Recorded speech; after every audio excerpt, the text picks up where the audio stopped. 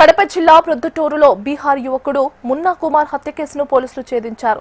బీహార్ రాష్ట్రానికి చెందిన దీప్ కుమార్, బిర్జు కుమార్లను అరెస్టు చేసి రిమాండ్కు తరలించారు.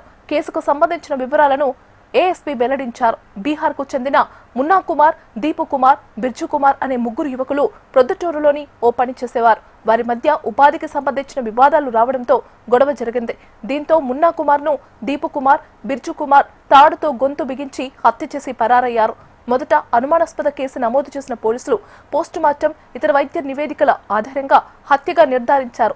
దీపు కుమార్, బిర్జు కుమార్ పై అనుమానం ఉండటంతో సాంకేతిక ఆధారాలతో వారిని పట్టుకొని విచారించగా నేరం ఒప్పుకున్నారని ఏఎస్పీ విభూకృష్ణ తెలిపారు.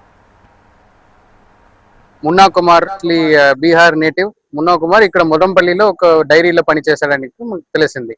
అప్పుడు మాకు మర్డర్ గా ఉండవచ్చని డౌట్ వచ్చింది. సో మనం అన్ని పోస్ట్ మార్టం, ఫోరెన్సిక్స్ అన్ని పంపాము.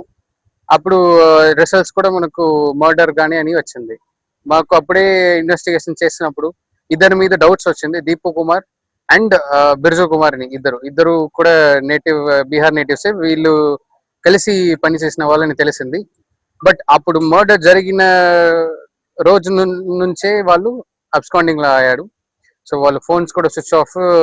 మనం అన్ని అప్పుడు ప్రయత్నం చేసాము, ట్రైన్ లో ఎక్కడైనా వెళ్ళవచ్చా, ఇక్కడ వేరేదైనా లొకేషన్ పక్కన ఉన్న ఏరియాలో ఉంటారా, లేదా బీహార్ దారిలో ఉన్న ట్రైన్స్ లో ఎవరైనా వెళ్ళారా అని అప్పుడే మనం ఎఫర్ట్ పెట్టాము. బట్ దొరకలేదు. బట్ మనం కాన్స్టెంట్ వాచ్ పెట్టినప్పుడు ఇతను ఇంటర్మీడియట్ గా ఇన్స్టాగ్రామ్ లో యాక్టివ్ గా ఉన్నాడు అని తెలిసింది. తర్వాత అప్పుడప్పుడు ఫోన్ నెట్వర్క్స్ కూడా యాక్టివ్ గా వచ్చి వెళ్ళింది. సో ఇవి అన్ని కలిపి మనం ఒక టీం ఫామ్ చేసి ట్రాక్ చేసాము. అప్పుడు మనకు ఇద్దరు దొరికాడు.